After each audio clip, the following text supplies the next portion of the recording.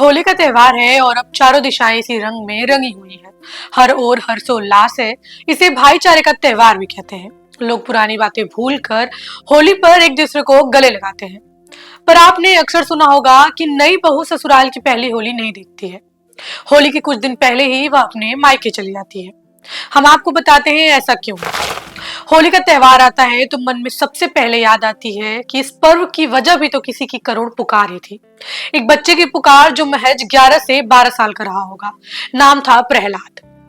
दैत्य कुल में जन्मा था, ऐसा कुल जिसकी खानदानी परंपरा ही थी विष्णु से विद्रोह, देवताओं से ईर्ष्या, मनुष्यता से बैर और सत्कर्मों से दूरी। प्रहलाद के पिता का नाम था दैत्यराज हिरण्यकश्यप। हिरण्यकश्यप ने ब्रह्मा जी से वरदान मांगा था कि ना उसे कोई मानव मार सके और ना ही कोई पशु। ना रात में ना दिन में उसकी मृत्यु हो। उसे कोई भी ना घर के भीतर मार सके और ना घर के बाहर। इतना ही नहीं, उसने मांगा था कि ना धरती पर और ना आकाश में, ना किसी अस्त्र से ना और ना किसी शस्त्र से उसकी मृत्यु हो। हिरण्यकश्यप के घर जब प्रहलाद का जन्म हुआ तो वह बचपन से ही विष्णु भक्त निकला। यह कथा भगवत पुराण के सप्त स्कंद में वर्णित है। जैसे जैसे प्रहलाद बड़े होते गए, उनके जन्म के संस्कार और अधिक प्रबल होते चले गए। वह पूरी तरह से विष्णु भक्त बन गए। दैत्यराज हिरण्यकश्यप ने अपने पुत्र और श्री हरि के परम भक्त प्रहलाद पर भीषण अत्याचार किए। वह चाहता था कि प्रहलाद अपने पिता यानी खुद हिरण्यकश्यप की पूजा करे, लेकिन प्रहलाद विष्णु भक्त थे। उनके मुख से आठों पहर हरि का नाम निकलता था, जिसे हिरण्यकश्यप नाराज हो गया। उसने अपने बेटे प्रहलाद को हाथी के पैर से कुचलवाने की कोशिश की। उसे जहर दिया, सर्पों से भरे तहखाने में बंद कर दिया, ऊंचाई से फिकवा दिया, जंजीरों में बांधकर पानी में डुबो दिया। लेकिन प्रहलाद हर बार बच गए।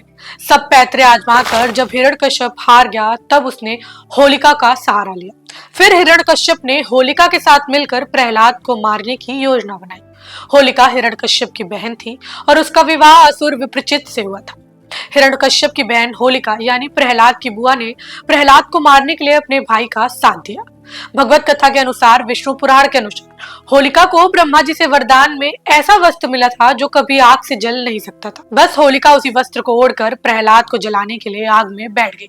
जैसे ही प्रहलाद ने भगवान के नाम का जाप किया, होलिका का अग्निरोधक वस्त्र उड़कर प्रहलाद के ऊपर गिरा और प्रहलाद बच गए, जबकि होलिका भस्म हो गई।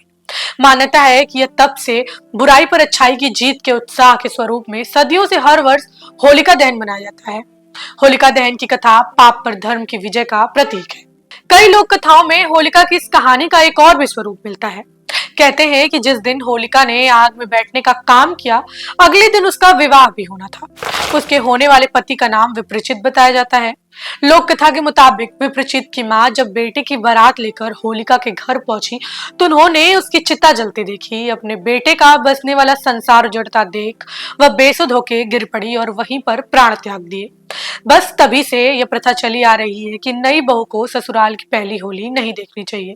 इसलिए वह होली से कुछ दिन पहले ही अपने मायके चली जाती है।